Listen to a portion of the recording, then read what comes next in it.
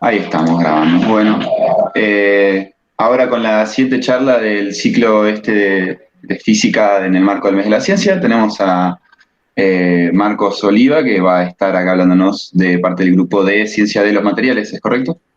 Ciencia de materiales, sí. Buenísimo. Bueno, entonces lo dejo. Bueno, bárbaro, gracias.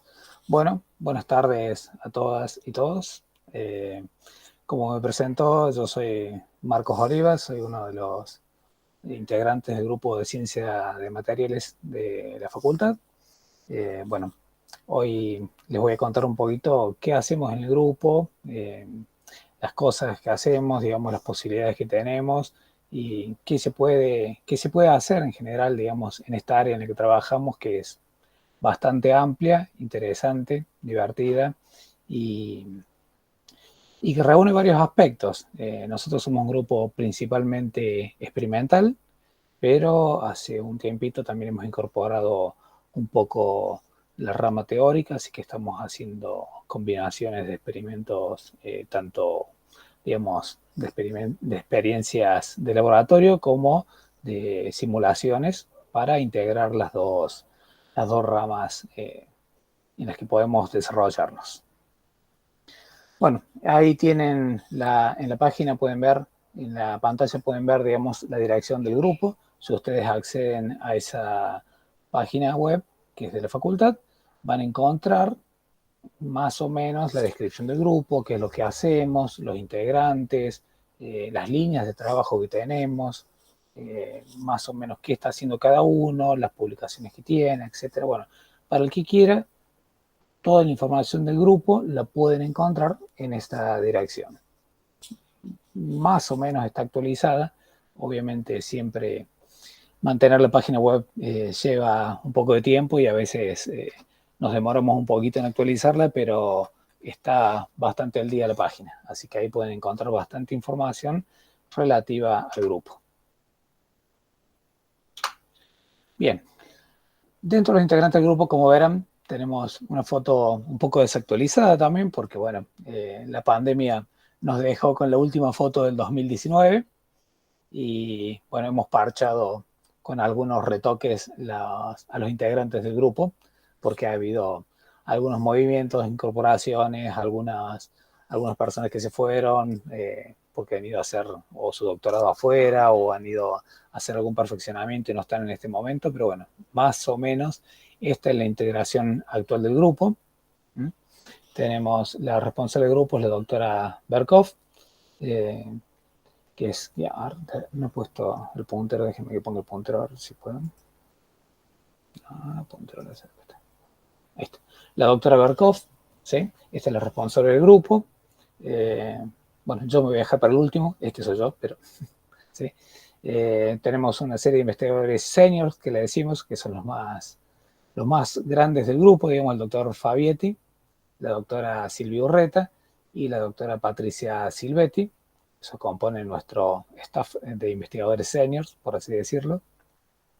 Después tenemos al doctor Apos López, la doctora Bajeles Luna, el doctor Sandalacini, que se incorporó más o menos a finales de 2019.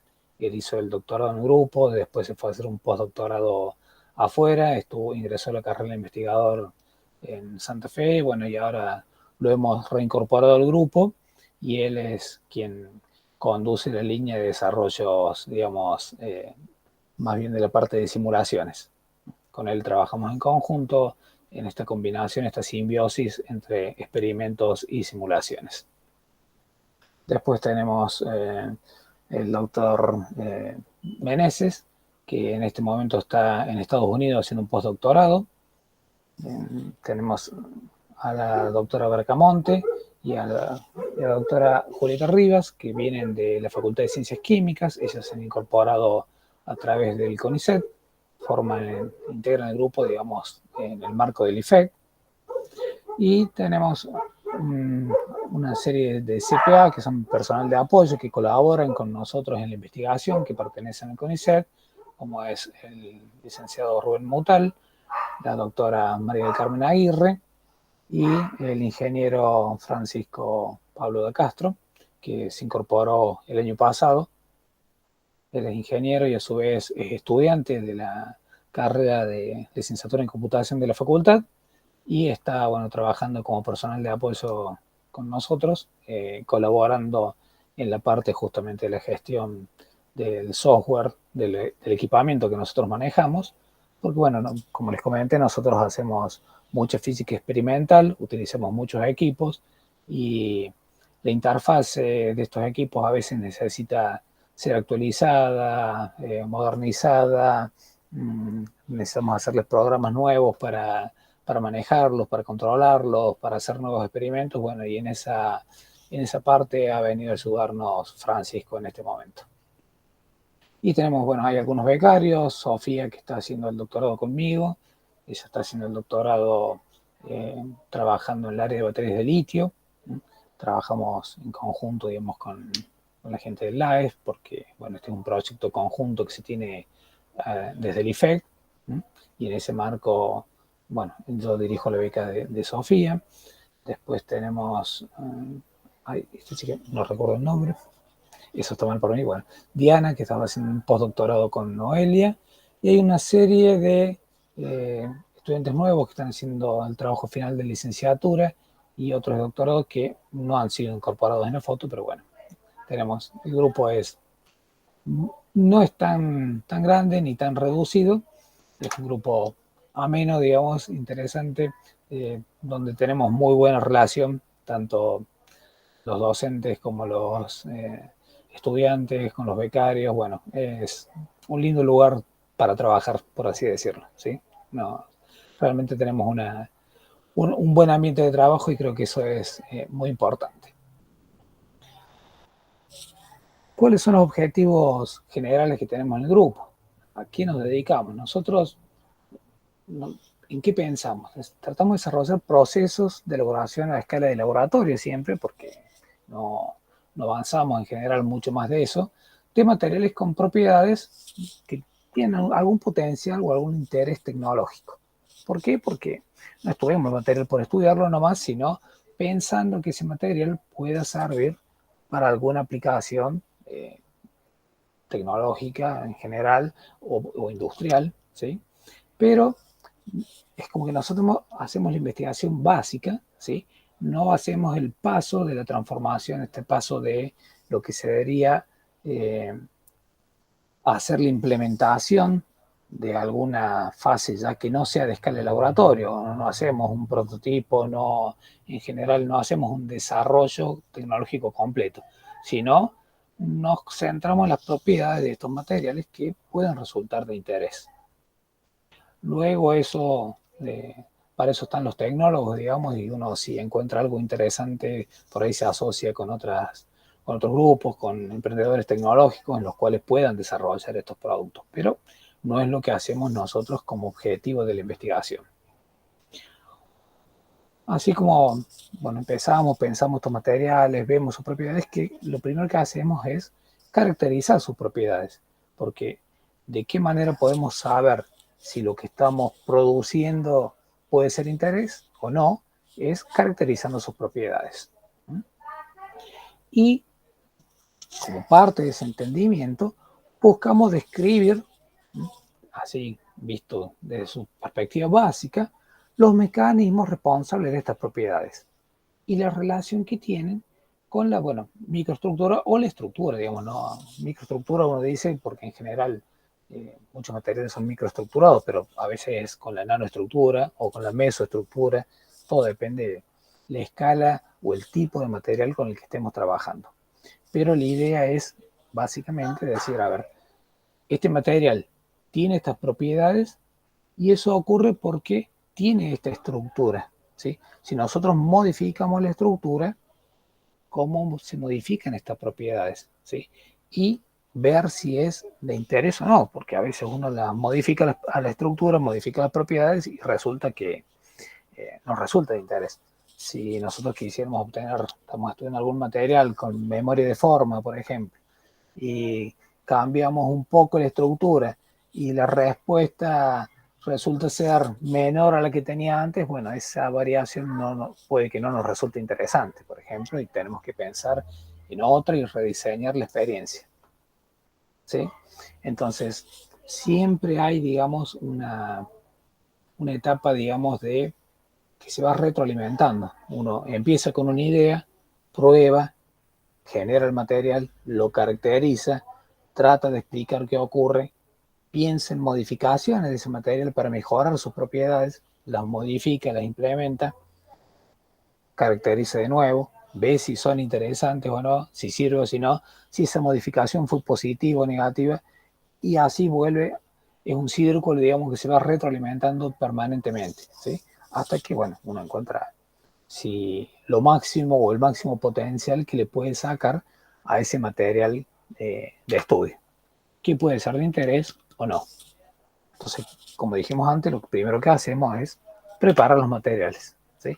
Determinamos las propiedades estructurales, medimos, bueno, acá dice medimos las propiedades magnéticas. ¿Y por qué? Porque gran parte desde hace muchos años nos hemos centrado en las propiedades magnéticas de los materiales. No es lo único que hacemos, pero ha sido el eje conductor de la mayoría de los integrantes del grupo. Algunos hemos sumado otro tipo de materiales al estudio, que tienen otras propiedades. Yo he estado trabajando en almacenamiento de hidrógeno, materiales para el almacenamiento de hidrógeno, materiales para baterías de litio, pero siempre también trabajando unido con las propiedades magnéticas o relacionándolos con las propiedades magnéticas de los materiales. ¿Por qué? Porque, bueno, ese ha sido el enfoque que hace muchos años le hemos dado al grupo, y gran parte del equipamiento, digamos, que hemos ido comprando ha sido tendiente a medir este tipo de propiedades. Y bueno, como les dije antes, luego está la parte del desarrollo de los modelos físicos para entender estos mecanismos y poder explicarlos de alguna manera, es decir, por qué ocurren y cómo se relacionan con sus propiedades. Uy, se me quedó. Vamos a ver si.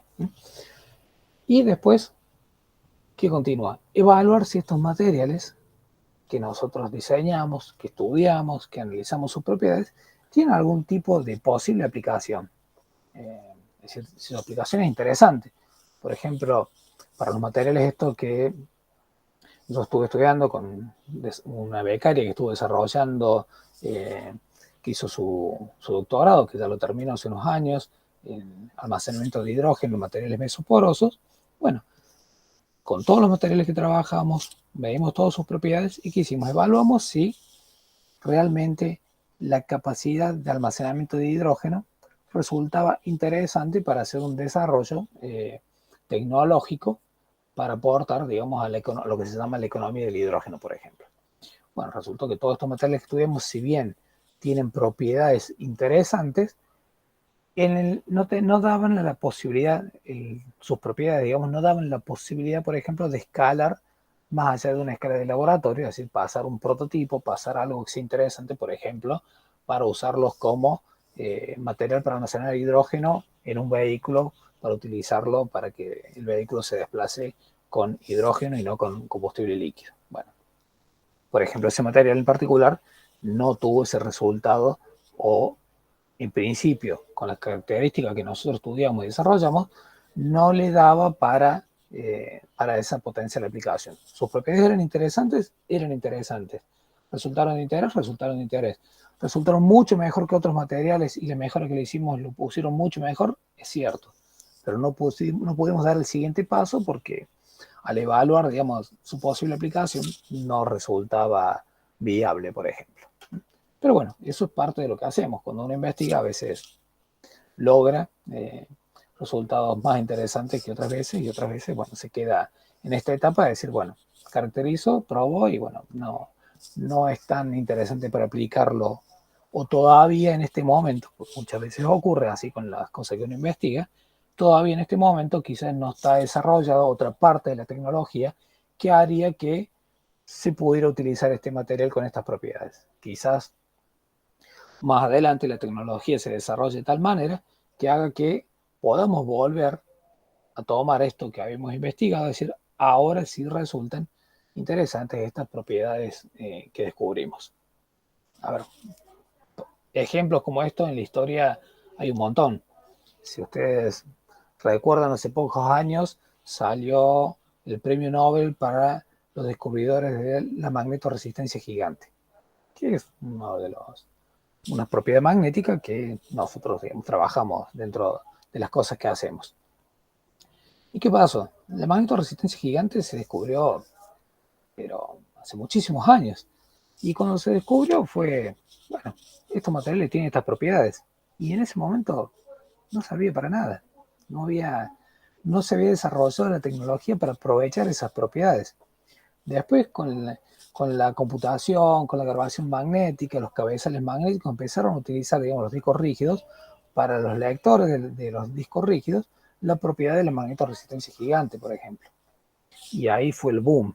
Entonces, bueno, todo eso desarrolló. Muchos años después llegó a que terminara en un premio Nobel aquellos descubrimientos de magnetorresistencia gigante, que en ese momento fueron evaluados como que, bueno, se descubrió, tiene estas propiedades y por ahora no sabemos para qué sirve. Bueno, eso forma parte muchas veces del desarrollo o de las investigaciones en ciencias básicas en el área de materiales.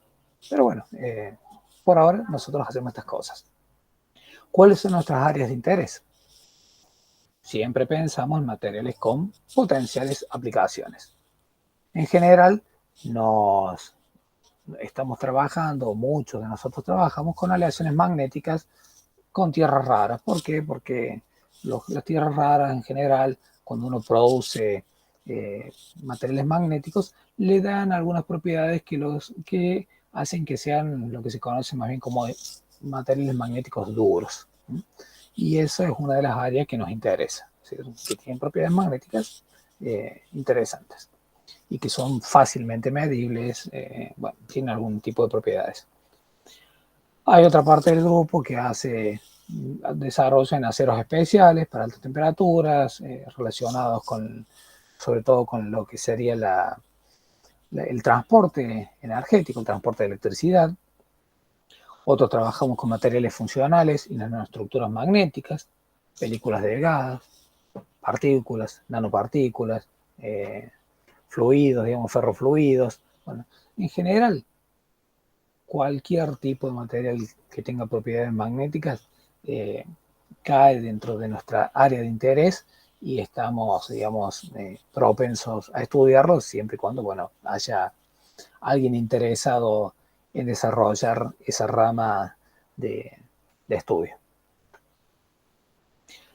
Para estudiar los materiales, digamos, tenemos algún cierto equipamiento, o sea, que hace para toda la cadena de investigación, es decir, arrancamos con la producción de la muestra, ¿sí? Con su caracterización, ¿sí?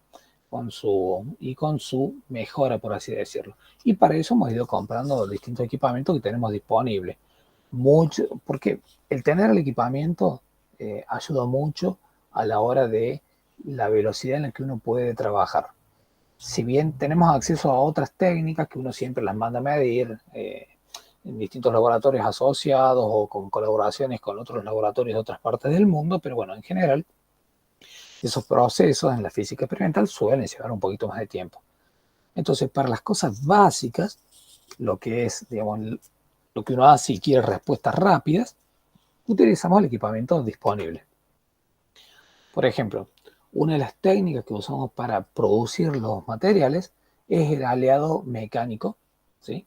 El aleado mecánico se hace por lo que se conoce por un molino de bolas de alta energía. ¿Y en qué consiste el molino de bolas? Acá tenemos dos, el modelo anterior, que es un modelo viejo, por así decirlo, tienen la misma función, hacen exactamente el mismo proceso.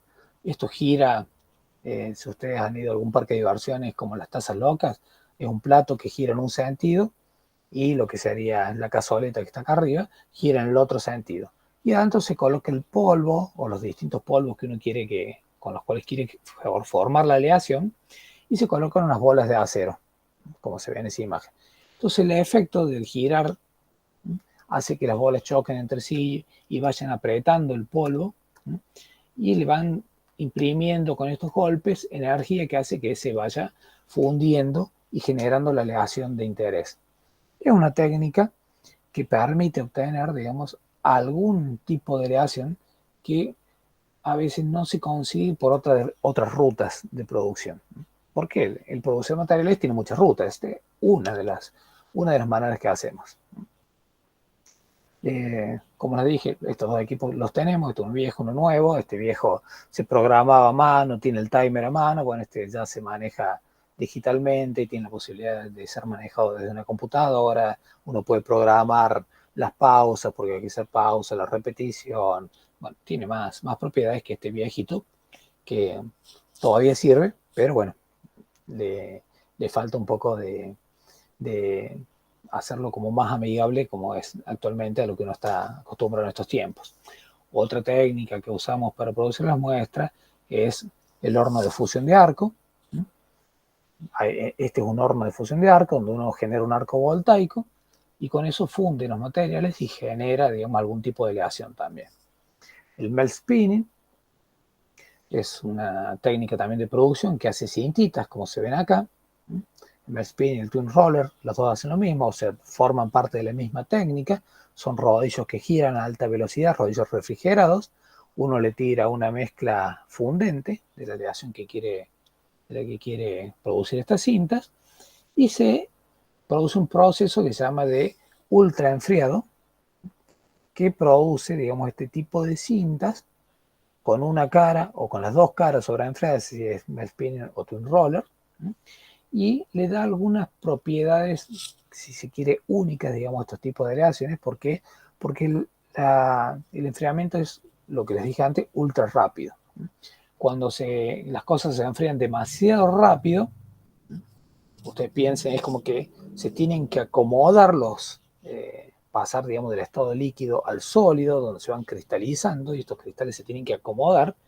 Entonces se producen como, como no les da tiempo a acomodarse, porque no es que se enfría despacito, se pueden ir acomodando, moldando, se generan, digamos, dislocaciones, se generan defectos, se generan algún tipo de granos con algún tipo de borde interesante. Bueno, eso le da al material algunas propiedades que no se consiguen por otras técnicas. Entonces, esto es una técnica interesante cuando uno quiere algún tipo de aleación especial con algún tipo de propiedad especial. Y como a nosotros nos interesan las propiedades especiales, esta es una técnica que nos resulta de bastante interés. Otra de las rutas, una de las rutas de las más conocidas, digamos, para producir estos materiales también de estudio, es la ruta química. ¿Qué hacemos? Hacemos lo que se llama la cocina química. Mezclamos sales, mezclamos líquidos, los calentamos, los batimos, los mezclamos. Bueno, la ruta química es así, uno hace mezclas químicas y obtiene, digamos, materiales de acuerdo a lo que quiere estudiar, ya sean aleaciones, ya sea depósitos, crecimiento de cristales. Bueno, y en este laboratorio no solo los producimos, sino que tenemos un equipamiento también capaz de caracterizarlo por distintas técnicas que tienen que ver más con su caracterización química, por así decirlo. La difracción de rayos X, el equipo de difracción de rayos X, es para nosotros, ¿cómo decirles? Son nuestros ojos. Es la primera mirada que le damos a cualquiera de los materiales que nosotros producimos. ¿Por qué? Porque es una técnica que nos permite caracterizar y determinar específicamente cuál es la composición o la aleación que hemos producido y cuál es su estructura cristalina. No sé ustedes en este momento, bueno, de qué año están en particular cada uno, pero bueno, quienes hayan ya cursado moderna habrán visto la técnica de difracción de rayos X, quienes hayan hecho sólidos también, y si no, lo van a ver, digamos, porque es una de las técnicas sencillas y poderosas para caracterizar la estructura cristalina de los materiales. Bueno, como les dije, para nosotros son nuestros primeros ojos. Nosotros producimos, todo lo que producimos, lo primero que hacemos, lo metemos al equipo de difracción de rayos X para saber qué estructura nos dio, si nos dio lo que estábamos buscando, si tenemos que mejorar, si tenemos que cambiar, porque a veces, digamos, también el proceso de producción es un proceso de prueba y error. No siempre nos sale perfecto. Tenemos que mejorar, ajustar los parámetros, volver a hacer, cambiar algo, ¿sí? Muchas veces uno sigue una receta y, bueno, no siempre sale. aquel que cocina sabe que no siempre sale lo que uno quiere hacer exactamente, ¿sí? Por más que siga las instrucciones o trate de seguir las instrucciones al pie de la letra. Y además muchas veces introducimos modificaciones que son propias y que no sabemos si van a tener el efecto que nosotros queremos, y bueno, a veces podemos verlo si sale o no sale. Como les dije antes, nosotros estamos bastante enfocados en lo que serían las propiedades magnéticas, y para eso tenemos una serie de equipamientos que nos permiten caracterizar a los materiales en cuanto a sus propiedades magnéticas. Este equipo, digamos, un magnetómetro de muestra vibrante, ¿sí? En el cual, digamos, ahí se ve, ahí se coloca la muestra, uno hace pastillitas de la muestra, la hace generalmente nuestras muestras son polvos, las compactamos en forma de pastillita y le ponemos adentro del magnetómetro acá, ¿sí? Estas son las bobinas por las cuales pasa un campo magnético en este sentido, y esta es una varice que la hace oscilar en este sentido, por eso se llama de muestra vibrante. Oscila con una frecuencia conocida, ¿sí? Y eso produce que en este sistema, que son las bobinas captoras, se detecte la variación del flujo magnético que produce este movimiento de una pieza magnética dentro de un campo magnético, que es el campo que atraviesa estas piezas polares. Esa variación de flujo es lo que se mide y nos permite determinar el estado de magnetización de la muestra que tenemos ahí adentro. Esa es una técnica básica de caracterización de propiedades magnéticas. Este es el equipo nuevo que hemos comprado, que llegó acá cuando comenzó la pandemia, lo hemos instalado y bueno, casi que no lo hemos podido usar, lo hemos estado poniendo a punto, y ahora, bueno, resulta que tenía algún defecto y ahora estamos esperando un repuesto que nos cambien, que aparentemente nos produce algún tipo de interferencia del sistema, así que bueno, lo tenemos en el modo espera ahora hasta que nos envíen el repuesto para cambiarle las bobinas captoras. Pero este es un equipo similar al que les mostré antes, solamente que mucho más moderno y con mucha mayor capacidad de detección. Tiene un campo mucho más alto, un rango de mediciones mucho más sensible, y a su vez permite hacer mediciones en función de la temperatura desde 2 a 400 Kelvin. ¿Y eso por qué? Porque resulta importante, las propiedades magnéticas se ven afectadas por la temperatura. Entonces, muchas veces nos interesa ver la respuesta magnética en función de la temperatura también. Bueno, este equipo nos permitía combinar todos esos procesos y, bueno, es, como les conté, la última de las adquisiciones que hicimos, un equipo bastante caro, del orden de los $600.000. Nosotros queríamos comprar un equipo todavía superior a este, pero bueno, nos agarró en algún momento la devaluación y nuestros pesos se convirtieron a algo menor. Originalmente era $1.000.000, pero cuando tuvimos que pagar nos quedaban 600.000 y bueno, tuvimos que achicar el equipo. Es un equipo muy bueno, pero no era exactamente el que apuntábamos, así que bueno, seguimos pendientes para llegar a esa técnica, que es la técnica de magnetometría SQUID, que la tenemos, porque tenemos un equipo instalado en Buenos Aires, que lo hemos comprado entre muchos grupos de la Argentina, pero bueno, tenemos que viajar a Buenos Aires a medir o mandar las muestras a medir allá. Siempre tenerlo en casa es mucho más práctico. Estos son dos equipos desarrollados para medir magnetización a altos campos. El equipo de la izquierda llega a los 10 teslas, una unidad de campo magnético, créanme que es bastante alto, y estamos terminando, ahora nos falta hacer la última parte de la puesta a punto. Es un equipo que estamos desarrollando hace varios años para llegar a los 30 teslas, pero son campos muy cortitos, ¿sí? Este alcanza el campo, hace un pulso de campo que llega en 180 microsegundos, y este llega al pico en 1 milisegundo. Es decir, son campos muy cortitos, pero que sirven para analizar, digamos, respuesta a los materiales, esto que yo les comenté, duros, por así decirlo, ¿sí? que necesitan de mucho campo para invertir o cambiarle sus propiedades magnéticas.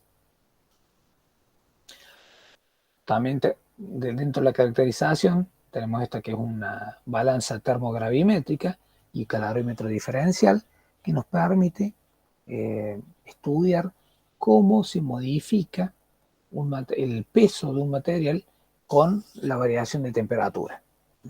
Esto nos permite tomar ese tipo de curvas y, bueno, analizar las propiedades, lo que tienen que ver con los calores específicos, con la pérdida de masa del material. Es otra técnica de caracterización que disponemos. Este equipo también es para medir propiedades de transporte eléctrico, es decir, lo que se conoce como magnetotransporte también, o transporte eléctrico, es decir, cómo varía la conducción eléctrica en función de la temperatura, y si lo combinamos con un campo magnético, porque este equipo nos permite combinarlo dentro de ese imán, digamos, que genera campo, lo podemos hacer también en función del campo magnético, y ahí analizamos la propiedad que se conoce como magnetotransporte, ¿sí? Entonces vemos cómo varía el transporte de energía eléctrica en función del campo aplicado. La técnica del magnetotransporte también tiene infinitas aplicaciones tecnológicas, ¿sí? Y bueno, por eso resulta de interés analizar las propiedades o digamos, cómo afectamos a los materiales en su propiedad de transporte cuando le aplicamos campo magnético. Otra de las técnicas básicas de caracterización de los materiales es la microscopía electrónica. Bueno, el microscopio tenemos instalado uno de barrido del SEM, está en el LAMARX. El LAMARX depende tanto del grupo de materiales como del grupo del GEAM. Es un laboratorio que tenemos para hacer servicios. Bueno, y en su momento, conjuntamente con muchos otros investigadores de la facultad y de la universidad, se compró este equipamiento para, bueno, caracterizar distintos tipos de materiales, y esa es una técnica que tenemos disponible acá. Y ahora también nos hemos unido con muchos otros grupos de la universidad para comprar un microscopio de transmisión, que estaba en el proceso de compra, no sé en qué etapa está, pero deberíamos estar como bastante avanzados en la etapa de compra. No sé exactamente en qué momento estamos, porque bueno, la pandemia nos afectó a todos. Este es un banco metalográfico bastante, casi una reliquia, ¿sí? Hoy en día, en general, los bancos metalográficos están ya todos digitalizados. Nosotros, sin embargo, lo tenemos conectado a una cámara digital para tomar imágenes y demás. Mantiene todo su potencial, pero bueno, no tiene las funcionalidades de un banco metalográfico moderno, y bueno, quizás más adelante lo cambiamos por uno más moderno. Por ahora lo hemos digitalizado y lo usamos de esa manera. Si bien en el grupo, digamos, tenemos muchas líneas, hay varias líneas de trabajo que cada uno estamos conduciendo, tanto Paula, yo, el doctor Fabietti, la doctora Urreta, la doctora Silvetti, Májeres Luna, la doctora Pozo. Bueno, cada uno hace distintas áreas, todos englobados en la ciencia de materiales. Tenemos algunos puntos en común en los que trabajamos juntos, y cada uno por ahí desarrolla algunas líneas en particular que les resultan más de interés. Y en función de eso, bueno, va orientando a la gente que se acerca a trabajar con cada uno de nosotros. Hoy, para esta presentación, bueno, estuvimos consultando quién tenía disponibilidad de tiempo, ganas, espacio, proyectos a donde incorporar estudiantes, por ejemplo. Y bueno, en particular, digamos, esta es una de las áreas donde estamos desarrollando junto con el doctor Sandalesini, y que tiene que ver con los cálculos computacionales, ¿sí?, basados en la teoría funcional de densidad. Y estamos analizando estos compuestos intermetálicos basados en itrio-cobalto. La idea, digamos, es estudiar, digamos, estos compuestos, cómo digamos, cómo se relaciona, digamos, su eficiencia energética, ¿sí?, en función de la composición. ¿Y por qué es importante esto de la composición? Porque el costo, ¿sí?, por ejemplo, del itrio y del cobalto es tiene cierto costo. Entonces, si uno pudiera ir reemplazando pequeñas partes, que es la idea nuestra, es reemplazarlo por un material más barato, ¿sí? Reemplazar algunas partecitas con samario, por ejemplo, ¿sí? ¿Para qué? Para que su producción, su costo de producción sea menor, pero manteniendo las propiedades energéticas.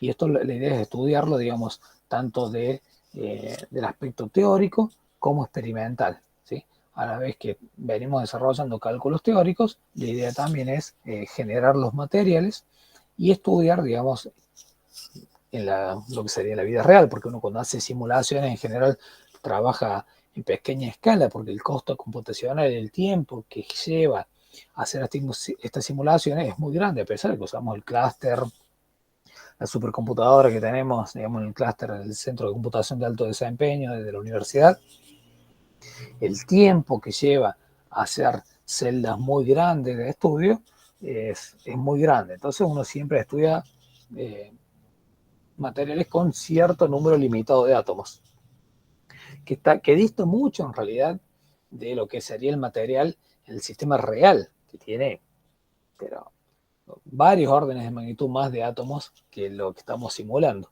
Entonces, muchas veces las propiedades que uno infiere en estos modelos teóricos no se ajustan exactamente, pero a veces sí, a veces hay un muy buen match entre la teoría y el experimento.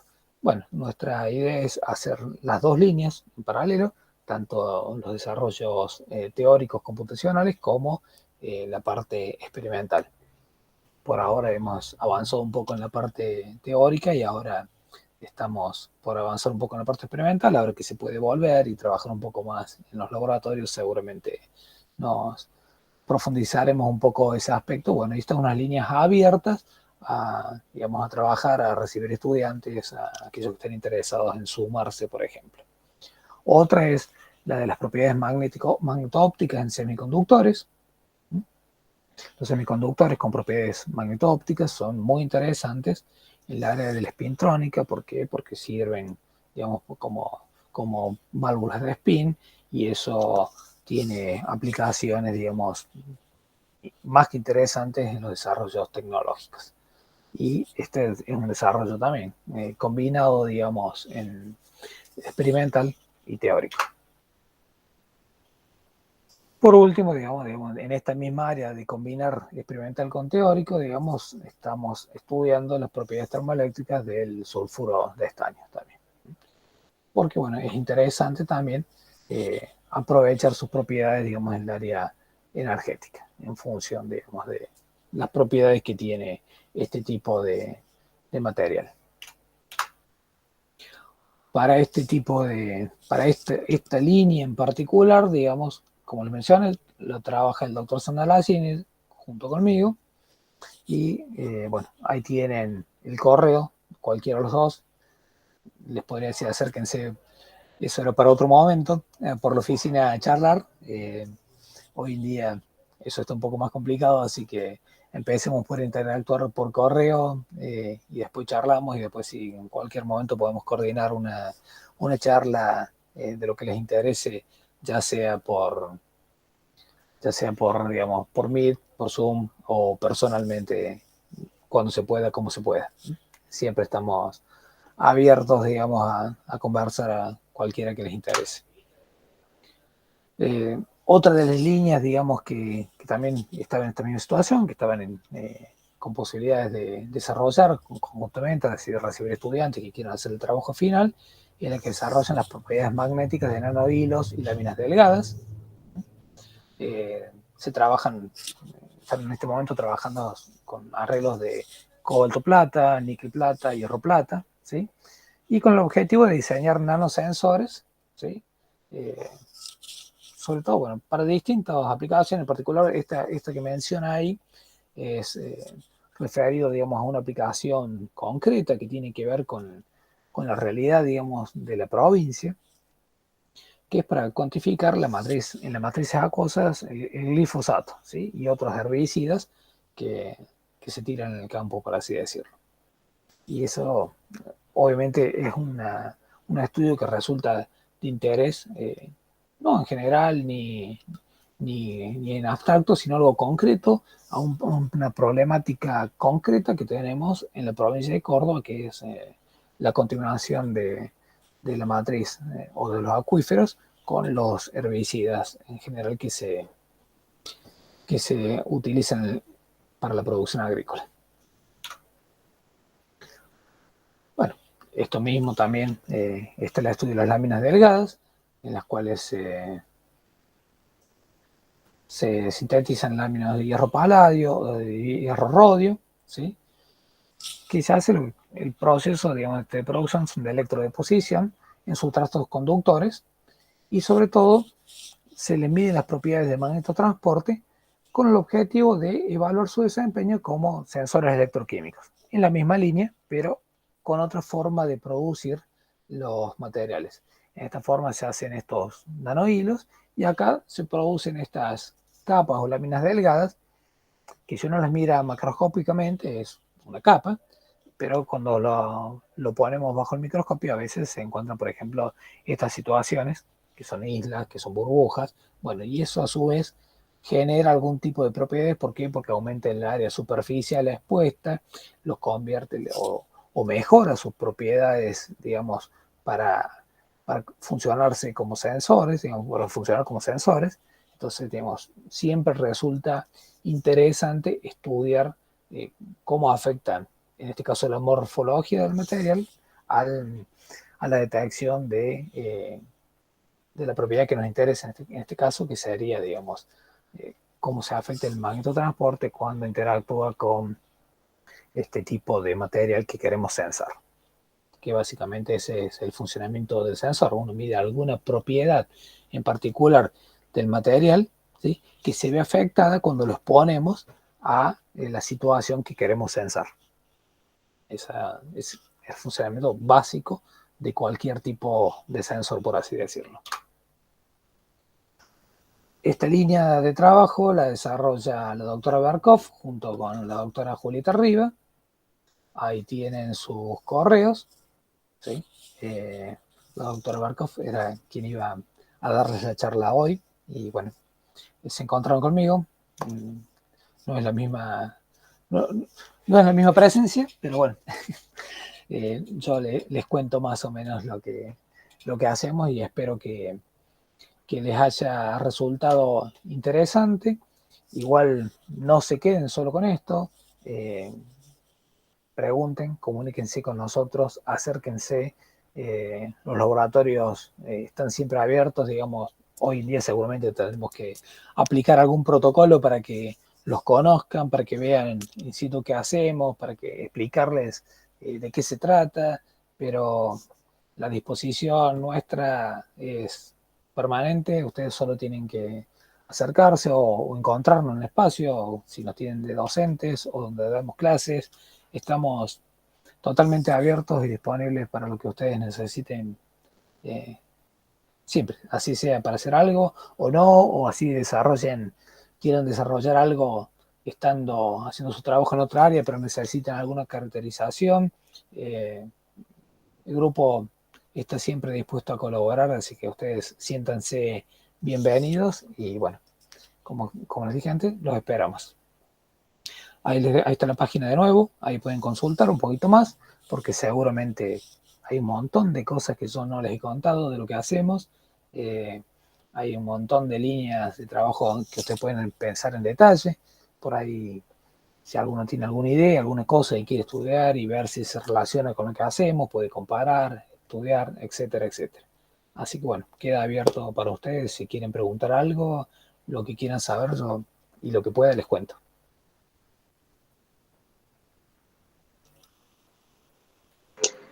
Bueno, muchísimas gracias, Marcos, por la presentación. No sé si alguien de acá, de quienes están en la llamada, querrán hacer alguna pregunta.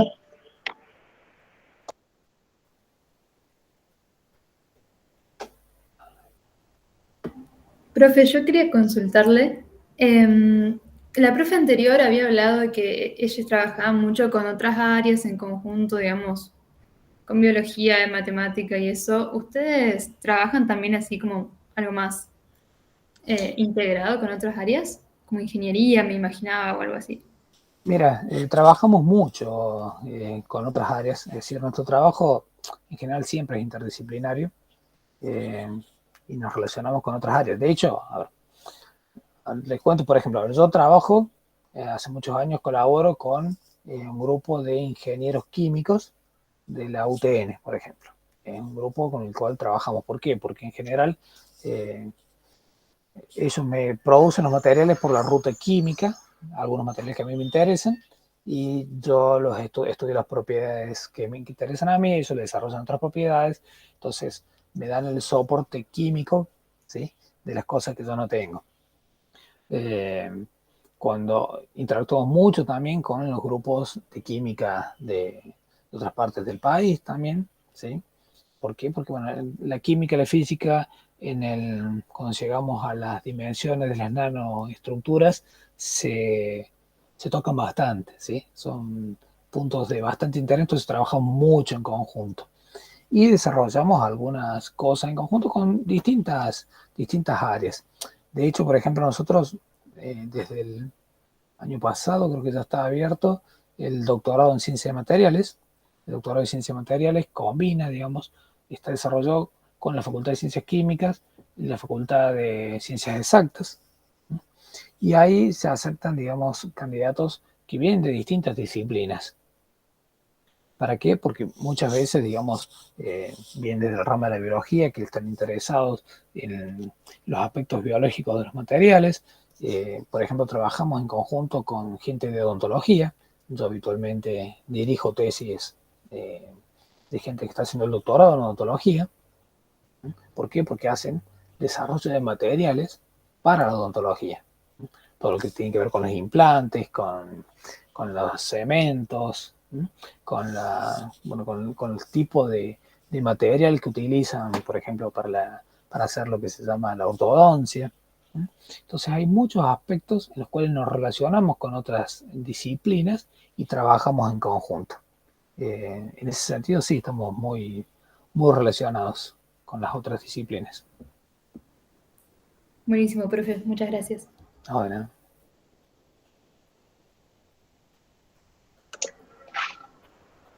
Bueno, ¿alguien más quiere hacer alguna otra consulta?